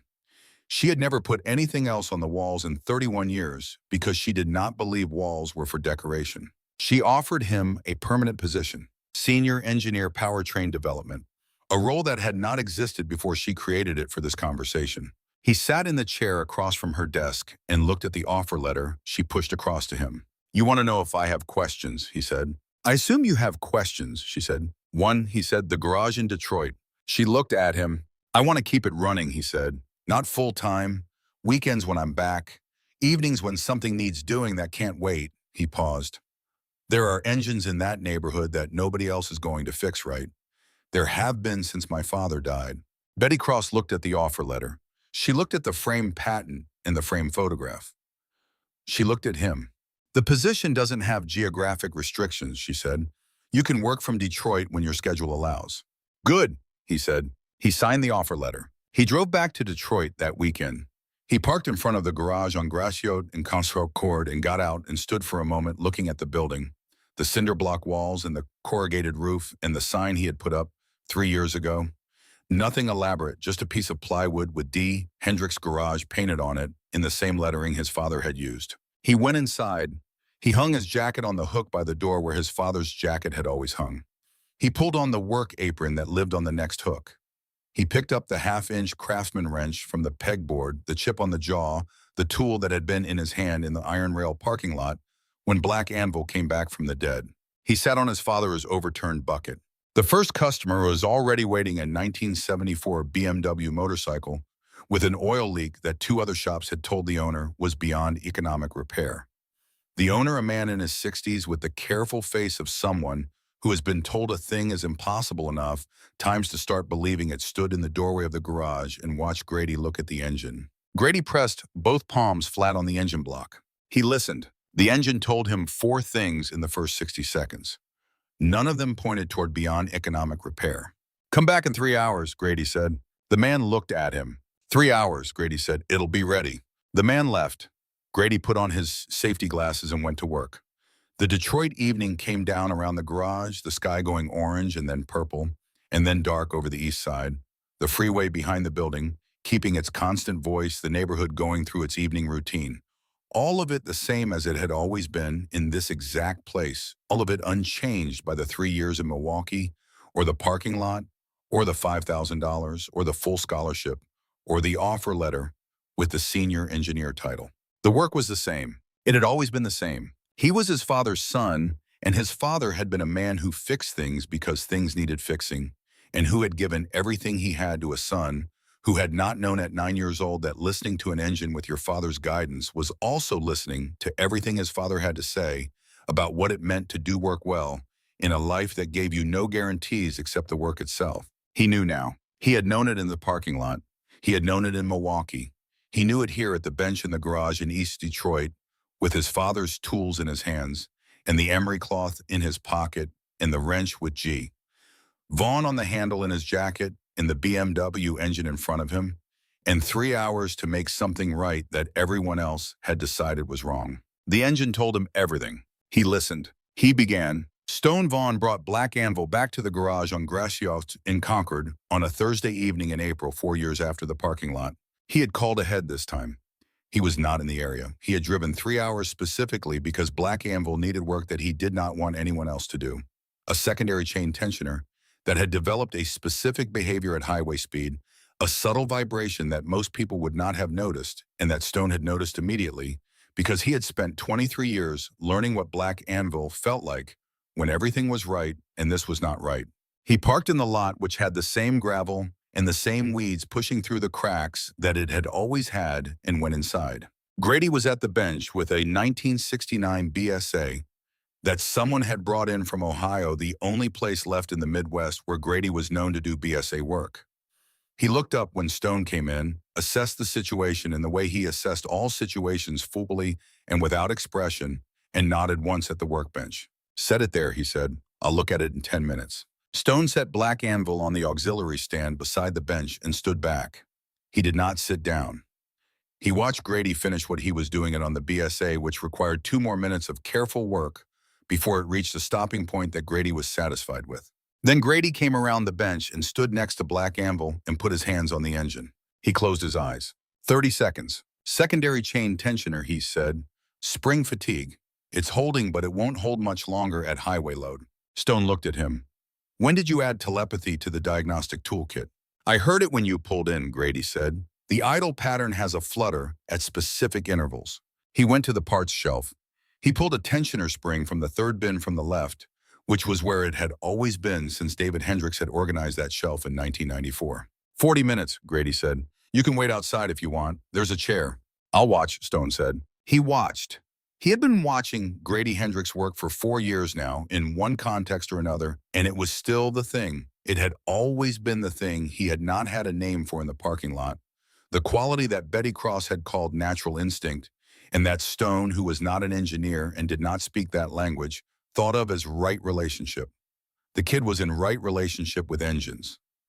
He was with them in the way you were with a thing you had known all your life. No excess effort, no performance, just the ease of deep familiarity. David Hendricks had had it too. Stone had known David for exactly one job, the Panhead, in 2017, and he had spent 40 minutes in this same garage watching the older man work, and he had thought the same thing. Right relationship, though he had not had the words then either. Grady finished in 38 minutes. He started Black Anvil and let it warm for 3 minutes, listening with his eyes open this time, tracking the sound as the engine cycled through its warm-up range and settled into operating temperature. "Clean," he said. "He killed the engine." Stone pulled out his wallet. "What do I owe you?" he said. Grady told him. It was a fair number, not low, not high. Stone paid it without discussion. He was almost at the door when Grady said, "The tensioner spring. It's a weak point on this generation of shovelhead under sustained highway load. Your father's original design was good, but the spring material they used in 1971 has a finite fatigue life. This is the third one I've replaced on shovelheads from that year." Stone stopped. He turned back. "What are you saying?" "I'm saying if you're running this engine at highway speed regularly, you should check that spring every 30,000 miles. Grady paused. "It's a 30-minute job. Less if you know what you're doing."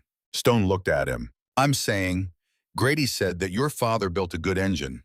The materials available to him in 1971 weren't as good as what we have now. That's not a failure of the engine. It's a maintenance item." He met Stone's eyes. "Bring it back when it needs it. I'll be here."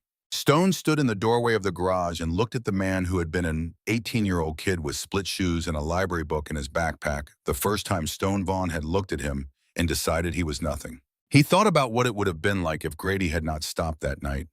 If he had walked past the bet and the crowd and the money and kept going toward the apartment on Chain Street and the $11 in his pocket. He thought about Black Anvil still dead on the asphalt of the iron rail parking lot. He thought about his father's engine, which was also in some sense his father, and what it would have meant to him to have it declared beyond repair by the collective judgment of 3 experts in one very large bet. He thought about what David Hendricks had said years ago in this same garage. He'd said the kid had the ear. He had said it the way you say something when you mean it as the highest thing you know how to say. Stone had not understood then what that meant. He understood now. "I'll be back," Stone said. He put his wallet away. "And next time I'll call ahead." "I appreciate that," Grady said. Stone went outside and threw his leg over Black Anvil and started the engine. The secondary chain tensioner held.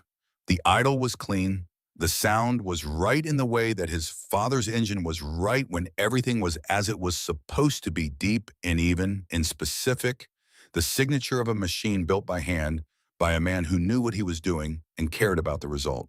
He pulled out of the lot. He rode back toward Detroit on the same roads he had ridden for 30 years, the roads that led through the east side and then west and then north to the iron rail on Michigan Avenue, where the Iron Cross MC would be meeting tonight, the way they met every Thursday, 20 men and their machines, and the particular conversation that happened between people who had been through enough together to not need to say most of what they were thinking.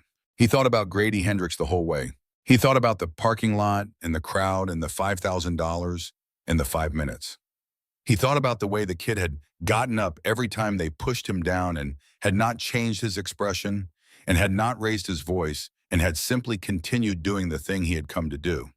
He thought about the book in the backpack, Fundamentals of Internal Combustion Engines, oil stain from the puddle Vance had dropped it in.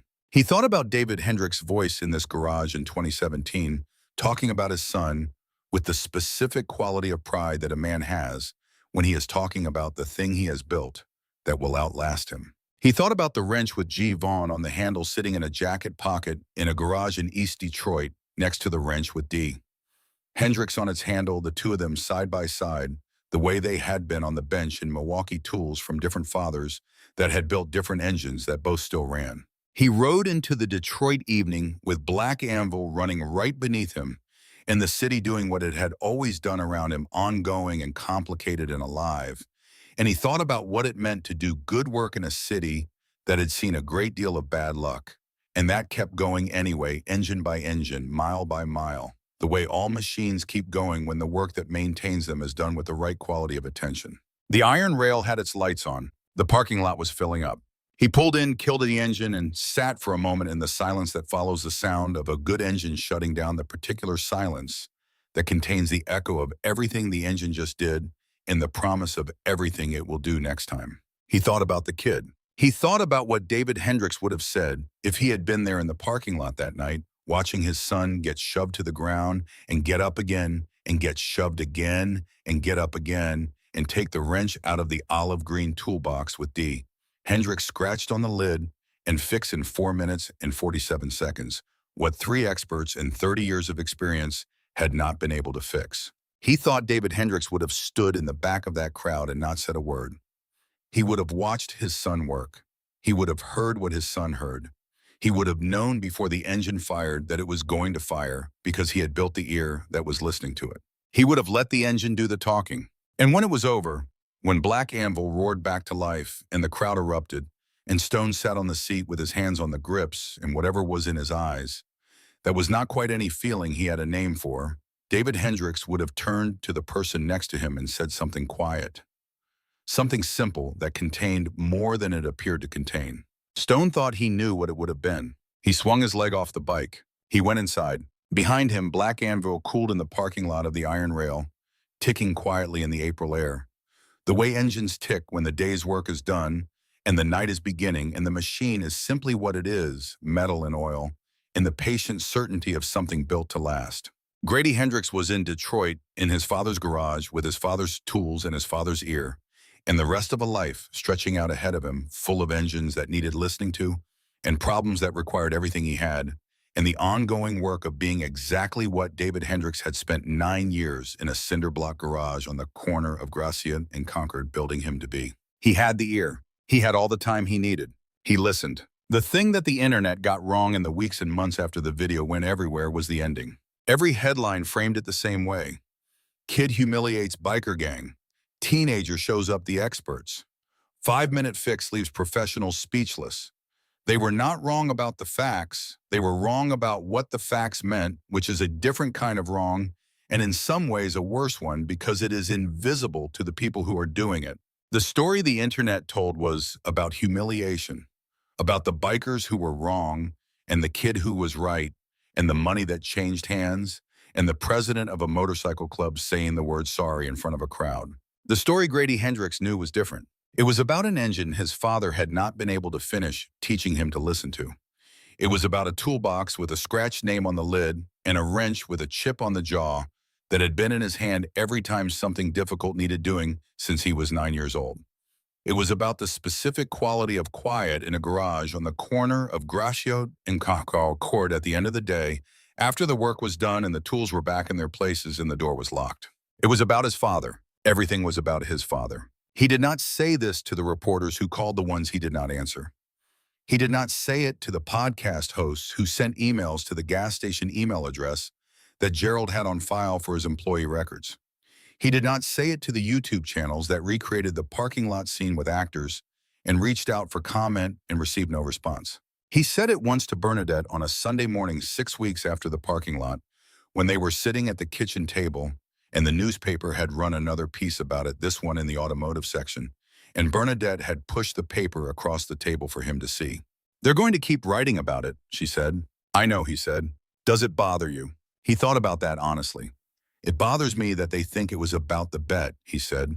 "The bet was just the circumstance. The reason it worked is not a story about me being better than three mechanics.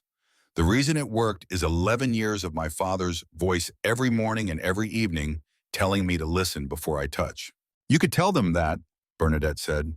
"They wouldn't know what to do with it," he said. "It doesn't fit the shape of the story they want to tell." Bernadette looked at the newspaper. "Your father wouldn't have minded them getting it wrong," she said.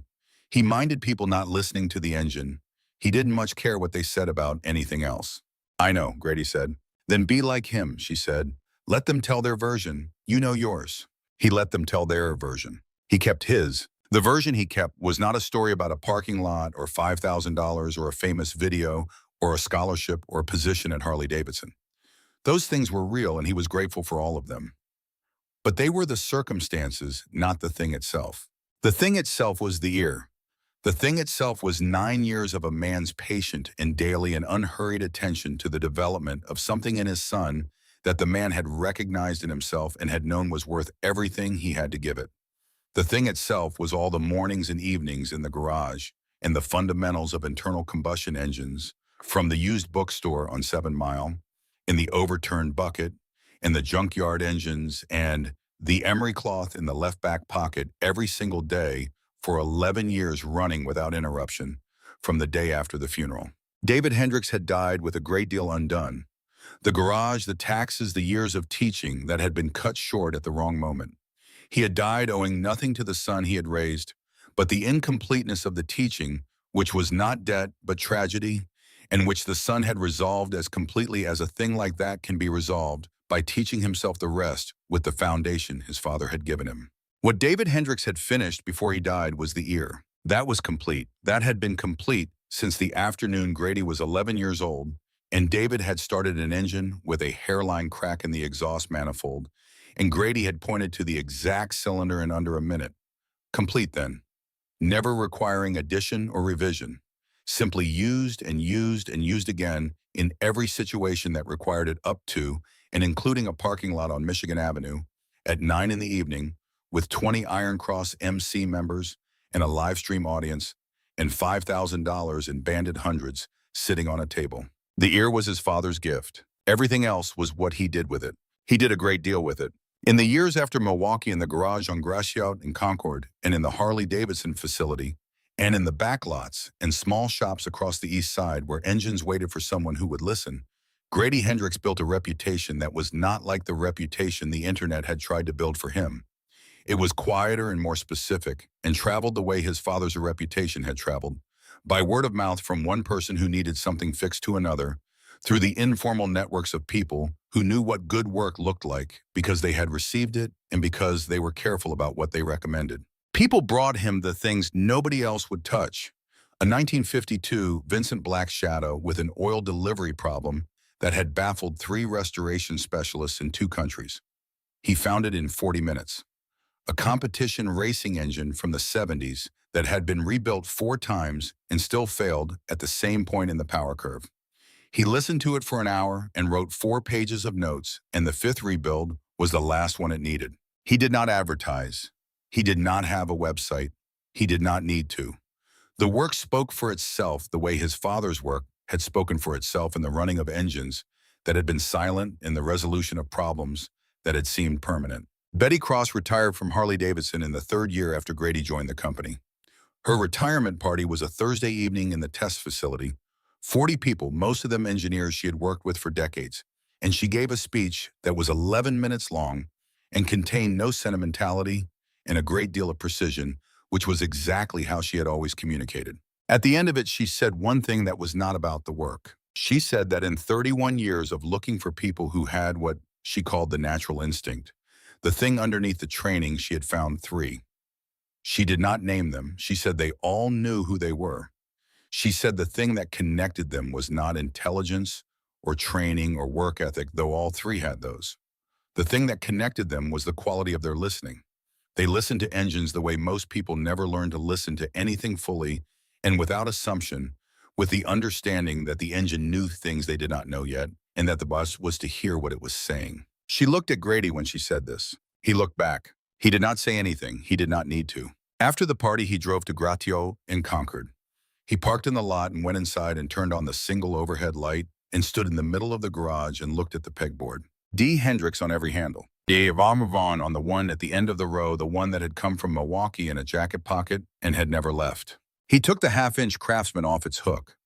The chip on the jaw, worn smooth from his use, and his father's use before his from every morning and evening in every garage where it had been the right tool for what needed doing. He held it. He thought about the engine in the test facility in Milwaukee that had told him about the tolerance interaction. He thought about the BMW from Ohio and the Vincent Black Shadow, and the racing engine from the 70s in the 1987 Chevy pickup with the brake line and all the engines in between, the hundreds of them, each one specific, each one telling him exactly what it needed, once he had learned to ask in the right way. He thought about the parking lot.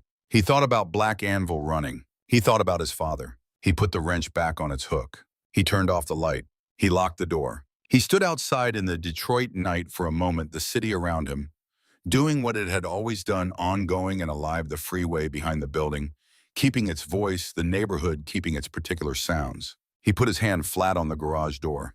Through the metal, through the cinder block behind it, through the specific silence of a closed space full of tools and oil stains, and the accumulated work of two men's lives, he thought he could feel something. Not vibration, not sound.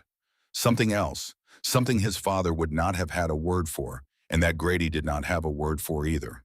The presence of work well done. The presence of a thing worth doing. He took his hand off the door. He walked to his car. He had an engine waiting in Milwaukee that needed listening to a new generation shovelhead variant that the engineering team had been having trouble with, a problem that had generated 2 months of data and no clear diagnosis. He had an early meeting and a long drive, and the particular quality of readiness that came from knowing the work was real, and the ear was ready, and the engine would tell him everything he needed to know once he put his hands on it and listened. He drove toward the highway. Behind him, the garage on the corner of Gresham and Concord stood in the Detroit night, dark and locked and full of tools in their places, the way it had always been at the end of a working day and the beginning of whatever came next. It would be there in the morning. He would be there in the morning. The work would be there in the morning. Listen before you touch. The engine tells you everything. There was a kid who started coming to the garage on Saturday mornings in the second year after Milwaukee. He was 12, the son of a woman who lived 2 blocks over on Van Dyke, and he had wandered into the lot one morning while Grady was working on a transmission and had stood at the doorway in the specific way that kids stand in doorways when they want to come in and are not sure they are allowed to. Grady had looked at him once and gone back to the transmission and not said anything which the kid interpreted correctly as permission. He stood there for 45 minutes watching. He came back the next Saturday, and the one after that. By the 4th Saturday, he had started asking questions, not a lot of them, specific ones, the kind that meant he had been watching and thinking and had arrived at a point where watching and thinking were not enough and he needed more information.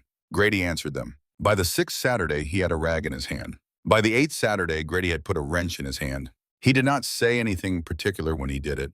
He did not give a speech. He handed the kid the 1/4-inch socket set and showed him which bolt to start with and said, "Do not just grab it. Feel the bolt first. Let the metal talk to you." The kid looked at him. He was 12 years old.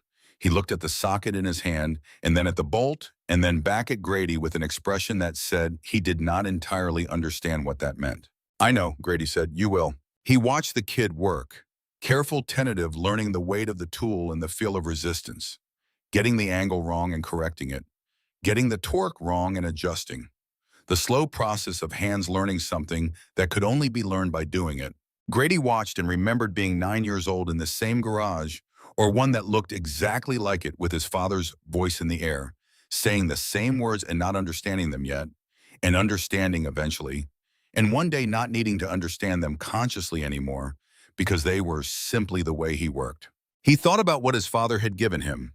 He thought about what he could give this kid, not all of it, not in a few Saturday mornings, but the beginning, the foundation, The first layer of something that would take years to build and that the kid would spend his life building on in ways Grady could not predict and would not need to.